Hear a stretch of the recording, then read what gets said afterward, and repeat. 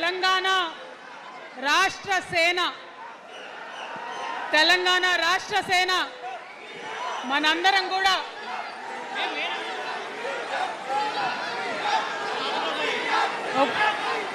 ఒక్కసారి సీఎం జై తెలంగాణ కూర్చోవాలి. ఒకసారి అందరు సైలెంట్ ఉండాలి. అందరికీ నమస్కారం. మళ్ళీ ఒకసారి తెలంగాణ ప్రజలకు, తెలంగాణ మేధావులకు, తెలంగాణ బుద్ధిజీవులకు, తెలంగాణ ప్రగతిని కోరుకునేటటువంటి ప్రతి ఒక్కరికి, తెలంగాణలో ఉన్నటువంటి ప్రభావశీల వర్గాలందరికీ హృదయపూర్వకంగా చేతులెత్తి నమస్కారం తెలియజేస్తూ ఉన్నాను. ఇవాళ తెలంగాణ రాష్ట్రంలో ఒక చరిత్ర, నా జీవితంలో కూడా ఒక మర్చిపోలేని రోజు అవుతుంది ఈరోజు. తెలంగాణ రాష్ట్ర భవిష్యత్తును తెలంగాణ రాష్ట్రం స్వయంగా రాసుకోవడానికి మరి మనందరినీ కూడా ఆ దైవము, ఆ కాలము మనందరినీ భాగస్వామ్యం చేసిందని చెప్పి నేను మనస్ఫూర్తిగా నమ్ముతా ఉన్నాను. మీ అందరికీ తెలుసు, నేను అమ్మవారి భక్తురాలిని. ఇక్కడ స్టేజ్ మీద ఎవరు ఉండకండి, దయచేసి అందరు వెళ్ళండి, ఖాళీ అయ్యండి మొత్తం, అందరు వెళ్ళి కూర్చోండి దయచేసి. ఈ బౌన్సర్ లేదా వాళ్ళని తీసి వెళ్ళిపోమని.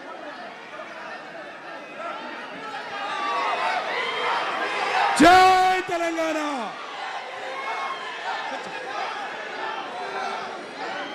ఇవాళ ఈ సభా ప్రాంగణంలో ఉన్నటువంటి తెలంగాణ ఉద్యమకారులకు, తెలంగాణ అమరవీరుల కుటుంబాలకు, తెలంగాణ ఉద్యమంలో సర్వం కోల్పోయి అనేక రకాల కష్టాలు పడి రాష్ట్రం వస్తే చాలు అనుకొని పిడికిలు బిగించి కొట్లాడినటువంటి ప్రతి ఒక్కరికి, అదేవిధంగా సింగరేణి నుండి పెద్ద ఎత్తున తరలి వచ్చినటువంటి బొగ్గుగని కార్మికులకు, నాకు సింగరేణి చాలా ఇష్టం, కానీ మీకంటే మా ఆడబిడ్డలంటే నాకు ఇంకా ఇష్టం. ఈ సభలో ఉన్నటువంటి మా ఆడబిడ్డలకు ప్రత్యేకంగా నమస్కారం తెలియజేస్తున్నా.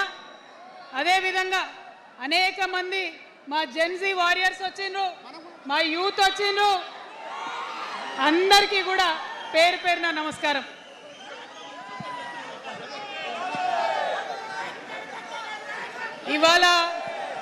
ఇవాళ చాలా చాలా చాలా చాలా మంది ఎదురు చూస్తూ ఉన్నారు ఏం జరుగుతుంది ఈ రాష్ట్రంలో అని. ఒక్క మాట మాత్రం నేను నా తెలంగాణ ప్రజలకు చెప్పగలుగుతా. గత 20 ఏళ్లుగా తెలంగాణ ఉద్యమంలో నేను పోషించినటువంటి పాత్ర, తెలంగాణ జాగృతి పోషించినటువంటి పాత్ర మీ అందరికీ తెలిసిందే. తెలంగాణ ఉద్యమంలో ఆడబిడ్డలందరినీ కూడా భాగస్వామ్యం చేయాలని చెప్పి తెలంగాణ జాగృతి నుండి బతుకమ్మను ఎత్తుకొని ఊరు వాడ తిరిగి మా జాగృతి కార్యకర్తలు తెలంగాణ సాంస్కృతిక దీపాన్ని పదిలంగా దాచిపెట్టుకున్నారు. మరి వారు దాచినటువంటి ఆ దీపం ఆనాడు చాలా చీకటిలో, కాలరాత్రిలో కూడా ఒక కాగడాలాగా తెలంగాణ ఉద్యమకారులకు వెలుగునిచ్చింది. మా సింగరేణి గని కార్మికుల చేతిలో కందిలైంది. మొత్తం తెలంగాణ సమాజానికి కూడా ఒక కాంతిరేఖ అయింది. అప్పటి వరకు చాలా మంది మాట్లాడేది, మా స్టూడెంట్స్ అయినా అందరూ కూడా మాట్లాడేది, ఈ ఆంధ్రోళ్ళతోని పంచాయతీ అవుతుందక్క, ఏం చెప్పాలి, మా గురించి ఎట్లా చెప్పుకోవాలి, మన సంస్కృతి గురించి ఎట్లా చెప్పుకోవాలని మాట్లాడినప్పుడు బతుకమ్మ వచ్చిన తర్వాత బలం వచ్చింది. బతుకమ్మ పాట వచ్చిన తర్వాత ఇది మా సంస్కృతి, ఇది మా పండుగ, ఇగో గిది తెలంగాణ అని ఎత్తిన ప్రతి బతుకమ్మలో కూడా జై తెలంగాణ జెండా పెట్టి మా ఆడబిడ్డలందరూ కూడా బతుకమ్మ అంటే ఏందో ప్రపంచానికి పునఃపరిచయం చేసుకోవడం జరిగింది. ఏ ఉద్యమానికైనా డెఫినెట్గా భౌగోళిక స్వరూపం ఉంటుంది, శక్తులు ఉంటారు, వ్యక్తులు ఉంటారు, కానీ ఒక సాంస్కృతిక పునాది, సాంస్కృతిక నేపథ్యం ఉన్నప్పుడే ఆ ఉద్యమాలు తుదముట్టాయని చెప్పి అందరం కూడా అనుకుంటాం. తెలంగాణ ఉద్యమానికి బలమైనటువంటి సాంస్కృతిక పునాదినిచ్చి ఆడబిడ్డలందరినీ ఉద్యమంలో జత చేసినటువంటి ఘనత ఇక్కడ ఉండేటటువంటి జాగృతి కార్యకర్తలదేనని నేను ఇవాళ సగర్వంగా ప్రకటిస్తూ ఉన్నాను.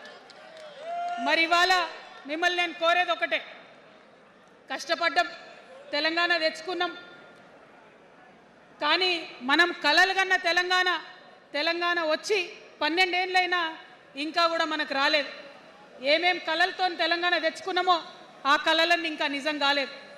మరి తెలంగాణ ఉద్యమ రథం, ఆనాటి ఉద్యమ రథసారథి కేసీఆర్ గారి నేపథ్యంలో తెలంగాణ ఉద్యమ రథం ఎక్కడనో దారి తప్పింది. తెలంగాణ ప్రజల ఆర్తిని అది అర్థం చేసుకోలేకపోయింది. డెఫినెట్గా సామాజిక తెలంగాణ రథచక్రం అనేది విరిగి ముక్కలైపోయింది. ఒక కొత్త రాష్ట్రం వచ్చిన తర్వాత ఏ తరహా అయితే పని జరగాలో, ఏ తరహా అయితే పనులు ప్రారంభించుకోవాలో అవి జరగలేదని చెప్పడానికి ఒక ఇంత బాధపడతా ఉన్నాను. ఆనాడు ఏమనుకున్నాం, తెలంగాణ రాష్ట్రం వస్తే మనందరి బానిస సంఖ్యలు పోతాయి అనుకున్నాం. కానీ రైతులకు బేడీలు పడ్డాయి, ఇసుక దందా మీద ప్రేమతోని నేరెళ్ళల దళితులకు దెబ్బలు పడ్డాయి, చావులైనాయి. ఒకరిద్దరు కలిసి మాట్లాడుకోవాలంటే ఎవరు ఫోన్ ఎక్కడ మానిటర్ చేస్తుండ్రో అని భయం, వ్యక్తిగత స్వేచ్ఛ లేదు. దారుణమైనటువంటి నిఘా నీడలో తెలంగాణ అంతా కూడా బతికింది. ఇది వాస్తవం. మనం అనుకున్న కలల తెలంగాణ రాలేదన్నది ముమ్మాటికి వాస్తవం. మరి అటువంటి సందర్భంలో నేను ఇవాళ మీ అందరికి ఒక మాట చెప్పాలి. ఆనాడు పరిపాలించిన కుటుంబంలో నేను కూడా ఒక భాగం. ఆనాడు పరిపాలించిన కుటుంబంలో ఒక భాగమైనందుకు కొన్ని విషయాలకు నేను సిగ్గుపడతా ఉన్నాను. తెలంగాణ ప్రజల్ని క్షమించమని కూడా కోరుతా ఉన్నాను. కానీ తెలంగాణ సాధించినందుకు మాత్రం చాలా గర్వపడుతున్నాను. నా జన్మ ధన్యమైందని చెప్పి భావిస్తూ ఉన్నాను. మరి అనేకమైనటువంటి తప్పులు జరిగినాయి, అనేకమైనటువంటి నేరాలు జరిగినాయి. అనుకున్నటువంటి తెలంగాణ సాధించుకోలేదు. మరి ఆ తప్పులో ఎక్కడో ఒక దగ్గర నాకు భాగం ఉందని చెప్తున్నప్పుడు మరి కేవలం క్షమాపణ చెప్తే సరిపోతుందా? ఏ తెలంగాణ అయితే కావాలనుకున్నామో, ఏ సామాజిక న్యాయ తెలంగాణ అయితే రావాలని అనుకుంటున్నామో దానికోసం నడుం బిగించి కష్టపడి పని చేయాల్సిన అవసరం కూడా ఉంది. మరి ఇవాళ పని చేయడం కోసమే తెలంగాణ రాష్ట్ర సేన ఇవాళ తెలంగాణ ప్రజల ముందుకు వచ్చింది. రేపటి నుంచి మీరు చూస్తారు మా పని ఎట్లుంటుందో, మా పనితీరు ఎట్లుంటుందో. ఎందుకంటే ఏ పోరాటం చేయాలన్నా, ఏ ప్రజలకు మంచి చేయాలన్నా కేవలం కొట్లాడితే సరిపోదు, దానికి రాజకీయ అధికారం కూడా ఉండాలి. రాజకీయ అధికారం తోడైనప్పుడే ప్రజలకు చేయాలనుకున్న మంచి చేయగలుగుతాం. అందుకే ఇవాళ పార్టీ పెట్టేది. అదర్వైజ్ గత 11 నెలల నుంచి తెలంగాణ జాగృతి చేస్తున్న పోరాటాలు మీరు చూస్తున్నారు. ఎన్ని పోరాటాలు తీసుకున్నాం, ఎన్ని రకాలుగా సక్సెస్ సాధించడం మీరు చూసిండ్రు. కానీ ఉట్టి పోరాటాలు సరిపోవు, ఖచ్చితంగా రాజకీయ అధికారం ఉండాలి. దానికోసమే ఇవాళ తెలంగాణ రాష్ట్ర సేన మీ ముందుకు వచ్చిందని చెప్పి నేను సగర్వంగా ప్రకటిస్తూ ఉన్నాను. మరి ఈ పొలిటికల్ పార్టీ ఏదైతే తెలంగాణ ప్రజల కోసం వచ్చిందో అది టెక్నికల్గా అధికారం తెచ్చుకోవడానికి, ఎన్నికల్లో పాల్గొనడానికి డెఫినెట్గా బాగుంటుంది. కానీ దానికి ఒక ఆత్మ ఉండాలి, దానికి ఒక నేపథ్యం ఉండాలి. ఇవాళ బీఆర్ఎస్తో అదే కదా ప్రాబ్లం. టెక్నికల్గా బాగున్నారు, ఎలక్షన్ పోతున్నారు, సీట్లు గెలుస్తున్నారు, కానీ తెలంగాణ ఆత్మను కోల్పోయింది. కాబట్టే ఇవాళ తెలంగాణ రాష్ట్ర సేన వచ్చింది. నేను తెలంగాణ ప్రజలందరికీ చేతులు జోడించి నమస్కరించి ఒక మాట చెప్తున్నా, హార్ట్ఫుల్గా చెప్తున్నా, నా హృదయాంతరాల నుంచి ఒక మాట చెప్తా ఉన్నా. నేను తెలంగాణలో ఉన్న 3.5 కోట్ల మంది తెలంగాణ బిడ్డలందరికీ ఒక అమ్మగా పరిణితి చెందాలనుకుంటున్నా.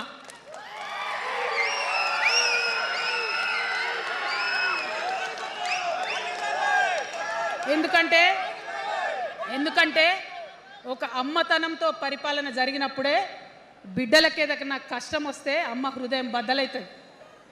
అటువంటి దుఃఖంతో పరిపాలన జరిగినప్పుడే, అటువంటి సంవేదనతో పరిపాలన జరిగినప్పుడే, అటువంటి ఆర్తితో పరిపాలన జరిగినప్పుడే రాష్ట్రం ముందుకు పోతుంది, రాష్ట్రంలో ఉన్న ప్రజల కష్టాలు తీరుతాయి. ఇవాళ ఎన్నిసార్లు ఎన్ని రకాలుగా ఆలోచన చేసినా మన తెలంగాణ రాష్ట్రంలో అనేక రోజుల నుంచి అనేక సంవత్సరాల నుంచి ఒక భూస్వామ్య వ్యవస్థ నడిచింది మనకు తెలుసు. అనేక రకాల పోరాటాలు వచ్చినాయి, సమానత్వం కోసం ప్రయత్నం చేసినాం, పోరాడుతూనే ఉన్నాం.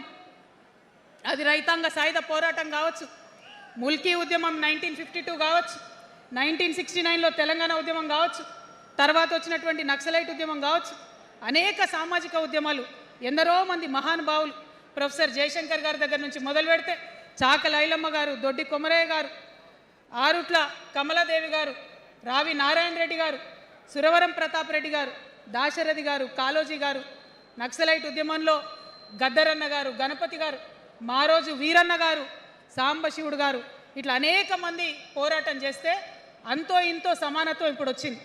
మలిదశ తెలంగాణ ఉద్యమంలో కేసీఆర్ గారు, అట్లానే ప్రాణాలు ఇచ్చినటువంటి ఇషాన్ రెడ్డి గారు, యాదయ్య కావచ్చు, సువర్ణ కావచ్చు, అనేక మంది కొట్లాడితేనే ఇవాళ తెలంగాణ రాష్ట్రం వచ్చింది. వీరికన్నా ముందు మరి మీ అందరికీ తెలుసు, సమ్మక్క సారలమ్మ దగ్గర నుంచి మన దగ్గర సామాజిక ఉద్యమాలు నడిచినాయి. కొమరం భీమ్ కావచ్చు, సమ్మక్క సారయ్య కావచ్చు, సారలమ్మ కావచ్చు, షోయబుల్లా ఖాన్ కావచ్చు, మగ్దూ మొయ్యుద్దీన్ కావచ్చు, ఇట్లా అనేక మంది కొట్లాడితే కొంచెం సమానత్వం వచ్చింది. కొండా లక్ష్మణ్ బాపూజీ గారిని తెలుసుకోవాలి, పండుగ సాయన్నని తెలుసుకోవాలి, సర్వాయి సర్దార్ పాపన్న గౌడ్ని తెలుసుకోవాలి. ఇట్లా అనేక మంది కొట్లాడింది. పంతు నాయక్ గారు ఉన్నారు, మరి ఇట్లా ఆదివాసీ వీరులు అనేక మంది ఉన్నారు. బియ్యాల జనార్దన్ రావు ఉన్నారు, ఆదివాసీల కోసం కొట్లాడినటువంటి బిడ్డ. వీరందరినీ కూడా వారి స్ఫూర్తిని తీసుకుంటాం. రాజ్యాంగబద్ధంగా రాజకీయ శక్తితోని పోరాటాలు మిళితం చేసి, ప్రజా పోరాటాలు మిళితం చేసి మనం కలలుగానేటటువంటి సామాజిక న్యాయ తెలంగాణను సాధిస్తామని మళ్ళొకసారి సగర్వంగా ప్రకటన చేస్తూ ఉన్నాం. మరి వాళ్ళ తెలంగాణ రాష్ట్ర సేన మీ ముందుకొచ్చిందంటే ఉట్టిగానే రాలే. తెలంగాణలో ఏం జరుగుతుందో ఒకసారి తెలుసుకోవాలి, మనం ఆలోచన చేసుకోవాలి, అర్థం చేసుకోవాలి. ఎన్ని పార్టీలు ఉన్నాయి? 3 పార్టీలు ఉన్నాయి. భారతీయ జనతా పార్టీని తీసుకుందాం. ఆ బీజేపీ అనే పార్టీకి అసలు తెలంగాణ ఏర్పాటే ఇష్టం లేదు, తెలంగాణ ఏర్పాటు అవడమే ఇష్టం లేదు. అందుకే వాళ్ళ అగ్రనాయకత్వం అంతా కూడా ఏం మాట్లాడతారు? తల్లిని చంపినరు, పిల్లని బతికించరు అని ఒకరు, ఇంకొకరు ఏమంటారు? నిన్ననే ఒక తలకాయ లేని ఎంపీ, మెడకాయ మీద తలకాయనే లేదు ఆయనకు, ఏమన్నాడు ఆ ఎంపీ? ఇండియా పాకిస్తాన్ విడదీసినట్టట, ఆంధ్ర తెలంగాణను విడదీసిరట. మరి వాళ్ళ అగ్రనాయకత్వం ఇన్ని మాటలు అంటుంటే మన ప్రాంతంలో ఉన్నటువంటి భారతీయ జనతా పార్టీ బానిస ఎంపీలు ఎవరైతే ఉన్నారో ఒక్క మాట కూడా వాళ్ళు మాట్లాడరు. ఫెడరల్ స్ఫూర్తికి విరుద్ధంగా రాష్ట్రం ఏర్పాటు అయిన తర్వాత 7 మండలాలు మనకి గుంజుకుంటే పార్లమెంట్లో పల్లీకులు ఇస్తారు, కానీ ఆ ఎంపీలు ఒక్క మాట కూడా మాట్లాడరు. మనకు 8 రూపాయలు ఇవ్వకపోతే ఆ ఎంపీలు ఒక్క మాట మాట్లాడరు. విభజన హామీలు ఇవ్వకపోతే ఆ బీజేపీ బానిస ఎంపీలు ఒక్క మాట కూడా మాట్లాడరు. అంతేకాకుండా సామాజిక న్యాయం అనేటటువంటి ఒక కాన్సెప్ట్కే బద్ద వ్యతిరేకి భారతీయ జనతా పార్టీ. అందుకే ఏం చేస్తున్నారు? మహిళా బిల్ అయితే మోసం, 2 సార్లు పాస్ చేసిర్రు, దాన్ని మొత్తానికే పక్కన పెట్టేసిండ్రు. బీసీ బిల్లు ఇక్కడికి వెళ్ళి పంపిస్తే దాన్ని తొక్కిపెట్టిండ్రు. కులగణన వేస్తామన్నారు, దాన్ని తొక్కిపెట్టిండ్రు. అత్యంత పేదవాళ్లకు సమాజంలో 2 బుక్కల అన్నం పెట్టేటటువంటి ఉపాధి హామీ పథకం ఉంటే కూడా దాన్ని కూడా మొత్తానికి బంద్ చేసి పెట్టిండ్రు. అయినా కూడా ఈ బీజేపీ బానిస ఎంపీలు ఒక్క మాట కూడా మాట్లాడరు, కనీసం పెదవులు తెరవరు. నేను ఇవాళ బీజేపీ ఎంపీలను డిమాండ్ చేస్తున్నా, సవాల్ చేస్తూ ఉన్నా, మీరు తెలంగాణ తల్లి బిడ్డలైతే కనీసం భద్రాచలం దగ్గర ఒక 5 గ్రామాలు ఉన్నాయా, ఆంధ్రాలకు పోయినాయి, అవి పోతే మన రాముడి గుడి మునిగిపోతుంది. పోలవరం నిండితే భద్రాచలం మొత్తం కూడా నీళ్ళు వచ్చేటటువంటి పరిస్థితి ఉన్నది. మీకేమన్నా సిగ్గు ఎగ్గు ఉంటే తెలంగాణ తల్లి బిడ్డలైతే 8 మంది బీజేపీ తెలంగాణ ఎంపీలను ఛాలెంజ్ చేసి అడుగుతా ఉన్నా, ఆ 5 గ్రామాలను మీరు వాపస్ తెలంగాణకు పట్టుకరండి. మేం మాట్లాడినాం, జాగృతి నుండి మాట్లాడినాం, ఆంధ్ర వారికి లేఖ రాసినాం, కేంద్రానికి లేఖ రాసినాం. మరి మీరేం చేస్తున్నారయ్యా? రాముడి గుడి ఇక్కడ భద్రాచలం రాముడు కాదా? ఆయన గుడి మునిగిపోయినా మీరు మాట్లాడరా? నేను సవాల్ చేస్తూ ఉన్నా భారతీయ జనతా పార్టీ ఎంపీలకు, ఖచ్చితంగా మీరు 5 గ్రామాలను తెలంగాణకు తీసుకురావాలి. ఇక బీఆర్ఎస్ పార్టీ ఉంది, ఇంకో పార్టీ.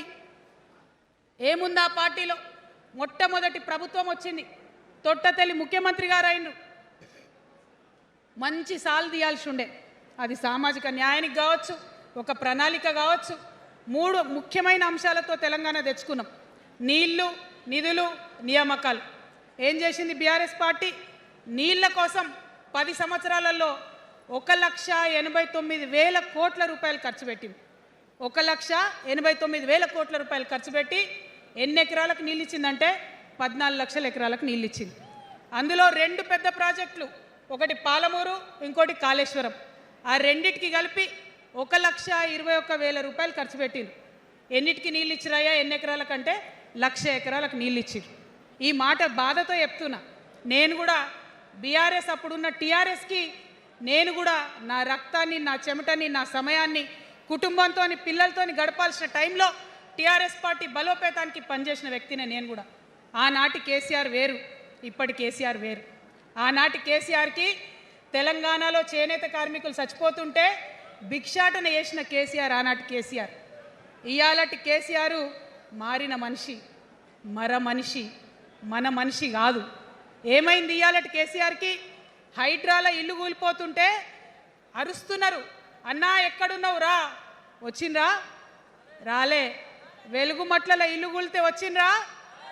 రైతులకు వర్ష బీభత్సమై మొత్తం పొలాలు మునిగిపోతే వచ్చిండ్రా? చేవెళ్ళ దగ్గర బస్ యాక్సిడెంట్ అయితే వచ్చిండ్రా? ఎక్కడ చిన్న కష్టం వచ్చినా ప్రజలకు ఆ సారు రారు, ఆ సారు రారు. ఎందుకంటే ఆయన మారిన మనిషి, మనిషి, గుంటనెక్కల తోడేళ్ల చేతిలో ఖైదీ అయినటువంటి మనిషి, మన మనిషి కాదు. బాధతో, దుఃఖంతో, ఆవేదనతో చెప్తున్న మాట, సంతోషంతో చెప్తలేని ఈ మాట నేను. అట్లాంటి కేసీఆర్ ఎట్లా ఉండే ఒకప్పుడు? అదే ఆర్డీఎస్ అంతా పాదయాత్ర చేసి నా తెలంగాణకు నీళ్లు కావాలని అడిగినారు. ఇవాళ మరి 10 ఏళ్ళ అధికారం ఉంటే పాలమూరు రంగారెడ్డి ప్రాజెక్టు కోసం 10 ఏళ్లలో ముందుకు పోతలేదంటే, ఎవరన్నా తెలంగాణ పట్ల ప్రేమ ఉంటే, పాలమూరు పట్ల ప్రేమ ఉంటే, కృష్ణా నీళ్లు వాడుకోవాలంటే మన కేసీఆర్ అయ్యుంటే ఆ పాలమూరు రంగారెడ్డి ప్రాజెక్ట్ కాడ కూర్చేసుకొని అది కట్టిస్తుండే. ఏం చేసినారు మారిన కేసీఆర్ గారు? పంజాబ్కి పోయినరు, గుజరాత్కి పోయినరు, బీహార్కి పోయినరు.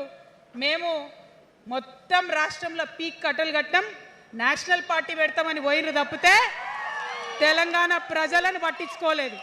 పట్టించుకుని ఉంటే, కేంద్రంతో గొడవ పెట్టుకోకుండా ఉంటే ఇవాళ పాలమూరు రంగారెడ్డి పారకపోతుండేనా? నేను అడుగుతా ఉన్నా స్ట్రేట్గా. ఇన్ని రోజులు నేను ఎన్ని మాటలు మాట్లాడినా బీఆర్ఎస్ పార్టీ నాయకులు ఒక్కరు కూడా బయటకు వస్తలేరు, సమాధానం చెప్తలేరు. దీనికి మీరు సమాధానం చెప్పకపోతే ప్రజలే మిమ్మల్ని బయటకు లాగి సమాధానం చెప్పేటట్టు చేస్తారని కూడా ఈ సందర్భంగా నేను తెలియజేస్తా ఉన్నా. ఒకటే మాట అడుగుతున్నా, మన కేసీఆర్ అయి ఉంటే ఆనాడు తెలంగాణ బిడ్డలు కష్టపడితే బయటకు వచ్చి నా బిడ్డలకు ఇబ్బంది అవుతుందని కొట్లాడిన వ్యక్తి, సింగరేణి గనిలో ఒక కార్మికుడు చనిపోతే అక్కడి దాకా పోయి చూసి వచ్చినటువంటి వ్యక్తి, మరి తెలంగాణ వచ్చినాక ఏమైందా ప్రేమ? అధికారం ముందు మమకారం తగ్గిపోయిందా? ఏం జరిగిందని నేను అడుగుతా ఉన్నా. ఎందుకు ఈ మాట చెప్తా ఉన్నా అంటే, ప్రేమ నాకు కూడా ఉంది. నాకు తండ్రి కావచ్చు, అది వేరే విషయం. కానీ ఒక రాజకీయ నాయకుడిగా వారు ఈ మధ్య రాజకీయ పరిణితి కోల్పోయి మాట్లాడుతూ ఉన్నారు. కేటీఆర్ గారు మాట్లాడిందంటే ఓకే అనుకోవచ్చు, ఆయనకు పెద్దగా తెలియదు పాపం. కానీ కేసీఆర్ గారు అనే మాట ఏంటంటే, ప్రజలు తప్పు చేసిండ్రు.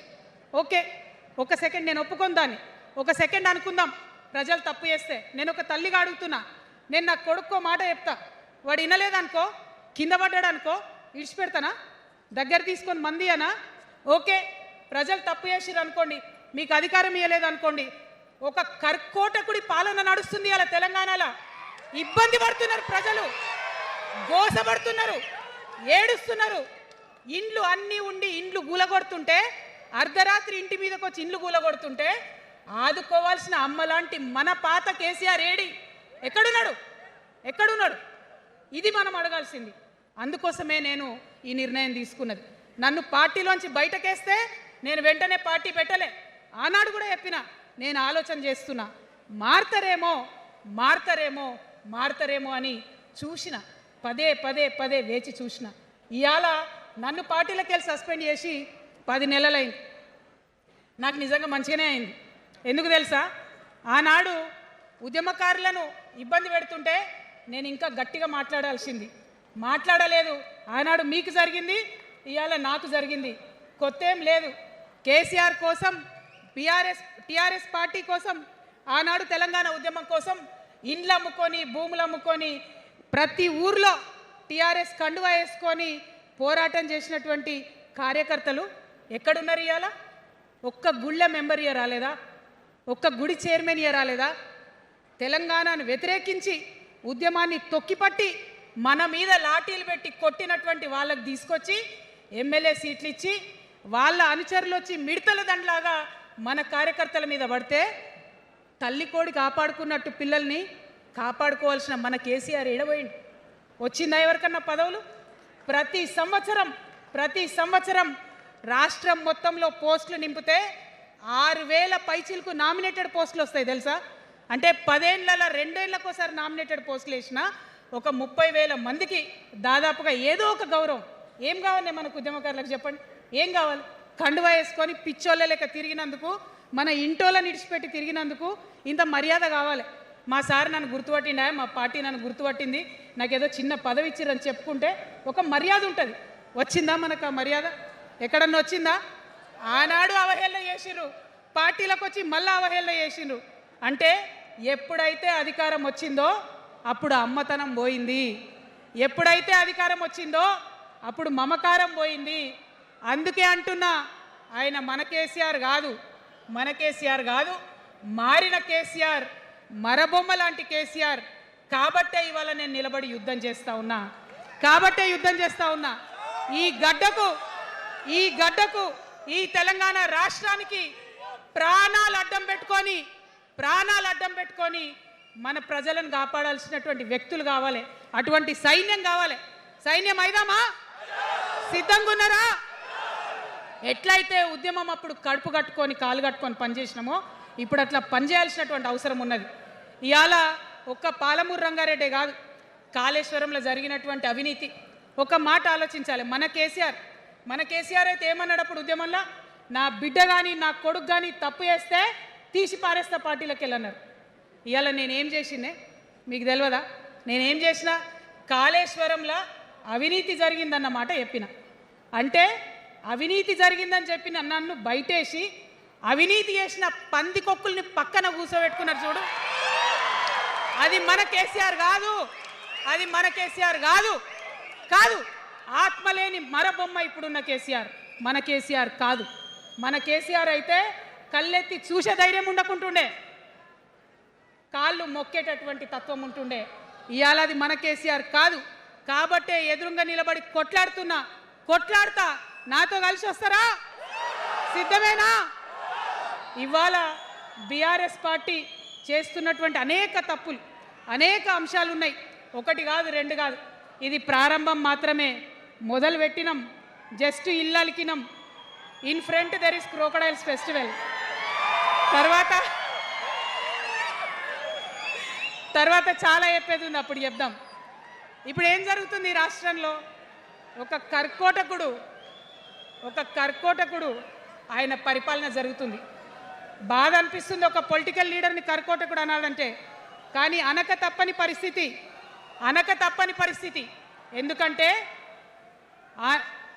ఎందుకంటే మొన్న ఖమ్మంలో వెలుగుమట్లలో అన్ని పర్మిషన్స్ ఉన్నాయి, అన్ని కాయిదాలు ఉన్నాయి.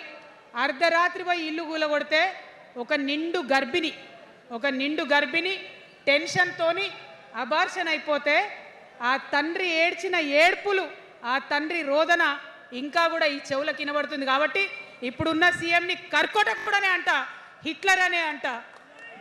2 నెలల చిన్న పాప పసికందు కుమ్మెర గ్రామంలో చచ్చిపోతే ఇప్పటి వరకు కూడా కేసు పెడతలేరు. హోంమంత్రి కూడా ముఖ్యమంత్రే, ఆయనకు తీరిక లేదు పాపం.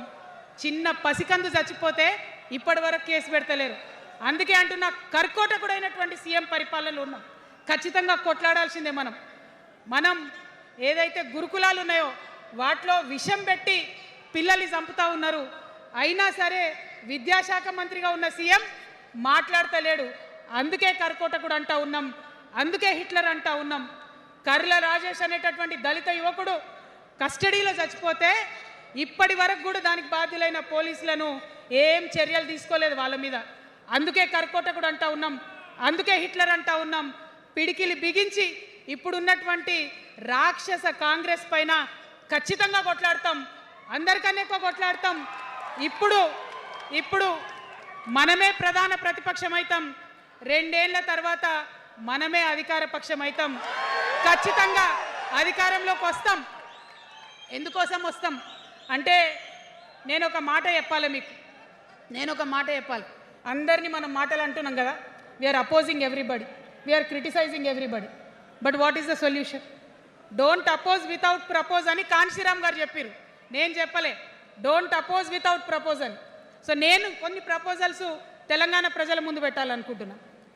నేను ఈ 3 పార్టీలు అధర్మంతో నిండిపోయినాయి, అవినీతితో నిండిపోయినాయి, బంధుప్రీతితో నిండిపోయినాయి, కుటుంబ అవినీతి పరిపాలనతో నిండిపోయినాయి. కాబట్టి నేను ఒక ప్రపోజల్ చెప్తున్నా.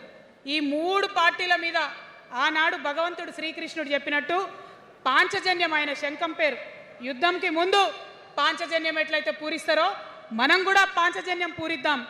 ఒక 5 అంశాలను ప్రధానంగా తీసుకుందాం.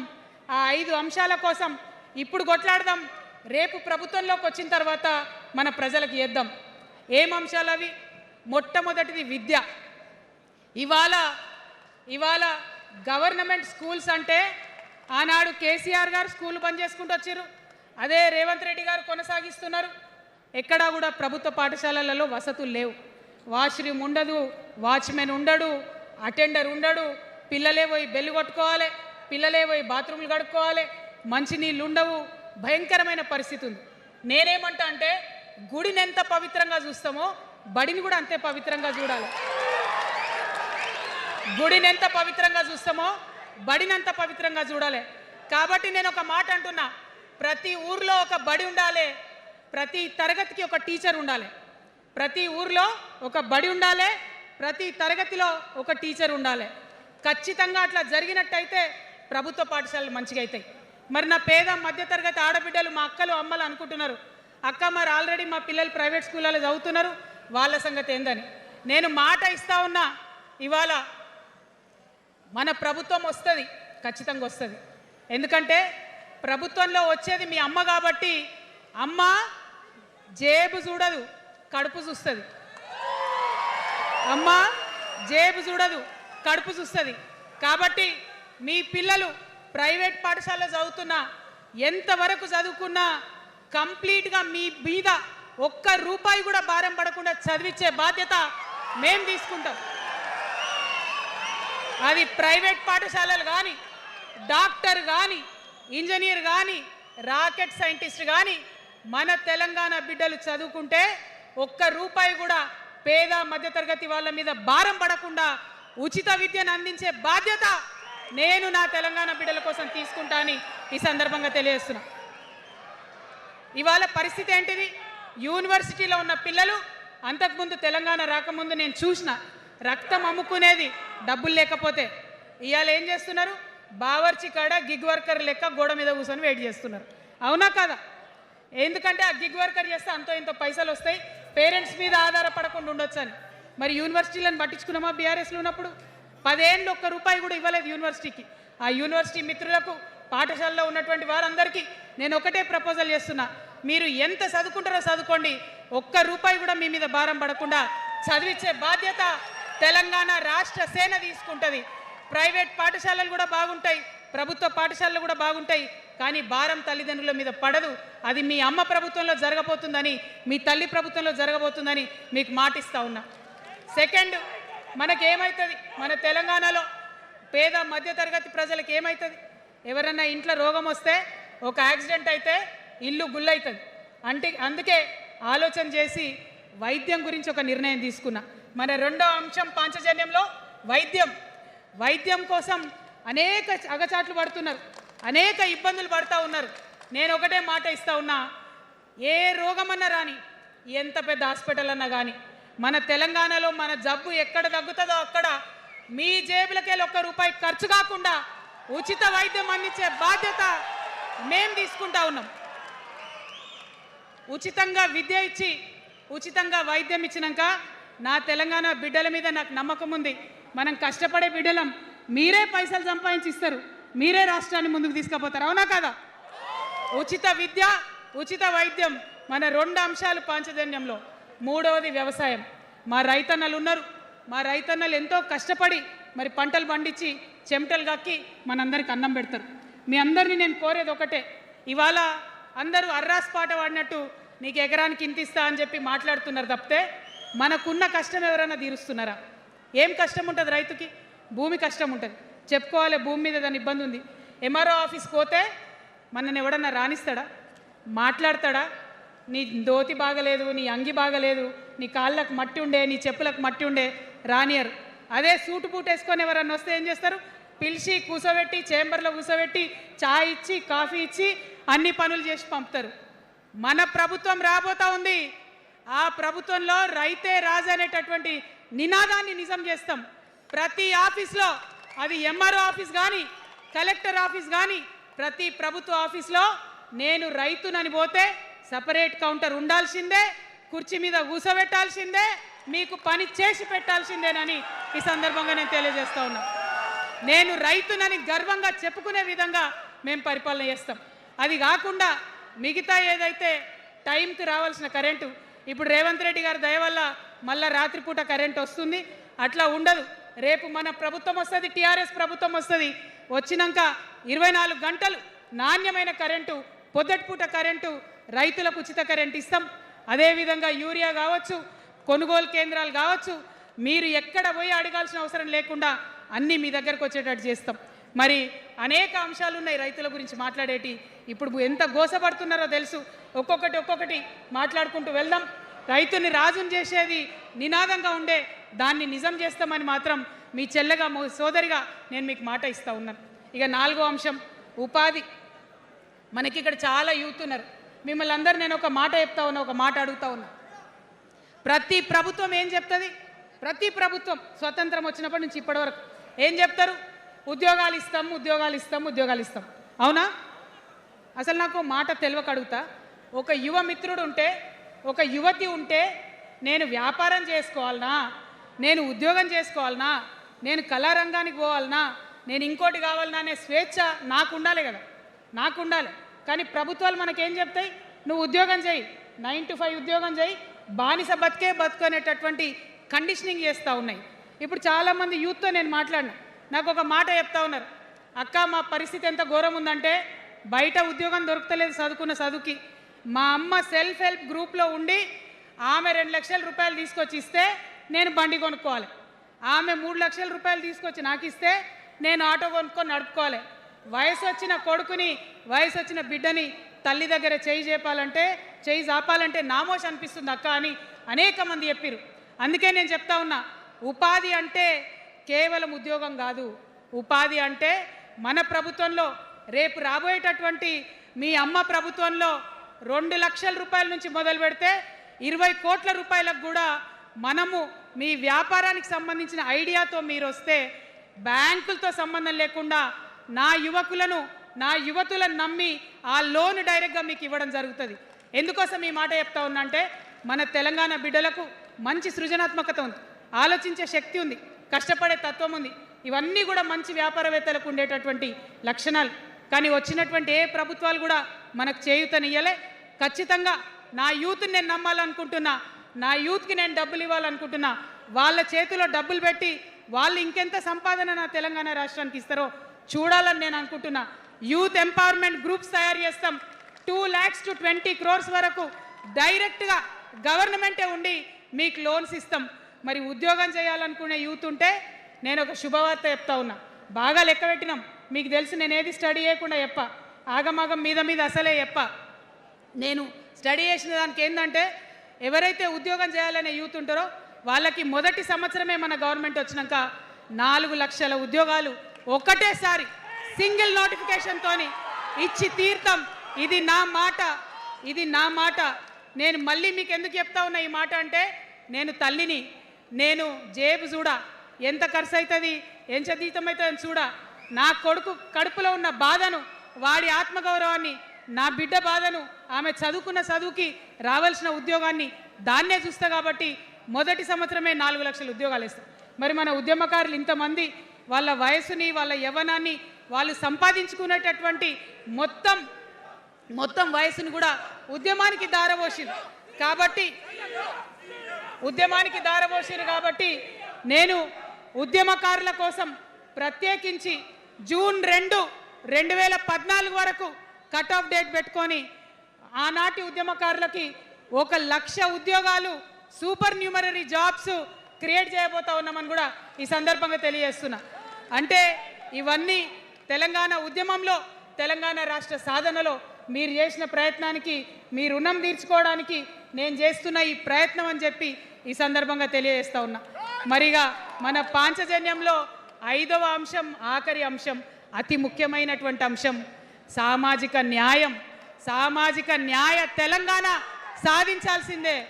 మన ఎస్సీ మిత్రులకు, ఎస్టీ మిత్రులకు, అగ్రవర్ణాల్లో ఉన్నటువంటి పేదవారికి, బీసీలకు అందరికీ న్యాయం జరగాలి. మా మైనారిటీ సోదరులు, మా ముస్లిమ్స్ కావచ్చు, క్రిస్టియన్స్ కావచ్చు, సిక్కులు కావచ్చు, అందరికీ కూడా న్యాయం జరగాలి. మరి బీఆర్ఎస్లో మనం చూసినాం, ముస్లిమ్స్ కోసం थोड़ी देर उर्दू में बात करके आपसे मीठी मीठी बातें बोल के सोपत करके देखो, सोना घिसके देखो बोले. आप 2 बार सोपत कर लिए. तालीम का एक छोटा सा रोशनी आपको दिखाए, लेकिन रोजगार आपसे दूर रखे. जो 12% रिजर्वेशन का बात हुआ था उसके ऊपर कुछ भी अमलावरी नहीं हुआ. और जो माइनॉरिटी फाइनेंस कॉरपोरेशन का पहले लोन मिलते थे 10 साल के बीआरएस में कितने लोन मिले, अब 2 साल के कांग्रेस में कितने लोन मिले, आप एक बार देख लो. सारे लोग बस बातें ही बोल रहे हैं लेकिन काम कोई नहीं कर रहा है. आपकी बेटी हूँ मैं. ये धरती का कर्ज उतारने के लिए नया पॉलिटिकल पार्टी आपके सामने लेके आई हूँ.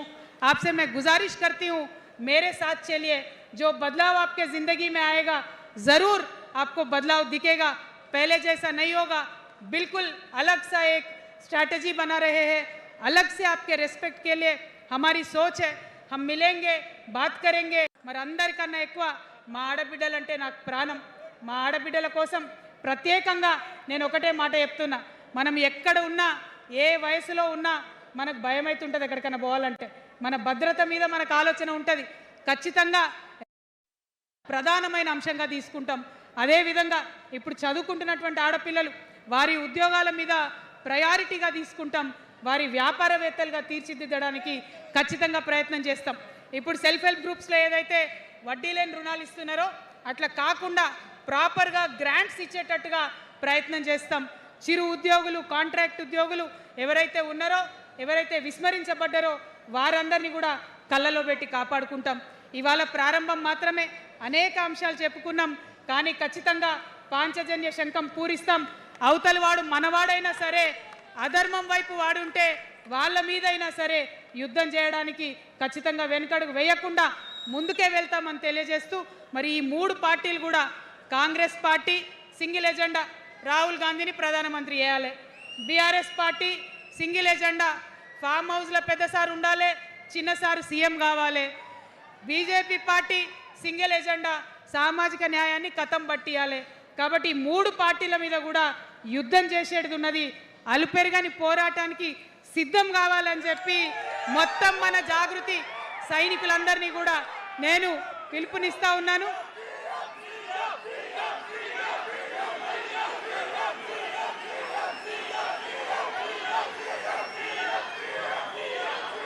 Thank you. జై తెలంగాణ, జై తెలంగాణ. జోహార్ తెలంగాణ విద్యార్థి అమర వీరులకు, జోహార్ తెలంగాణ విద్యార్థి అమర వీరులకు, జోహార్ తెలంగాణ అమర వీరులకు.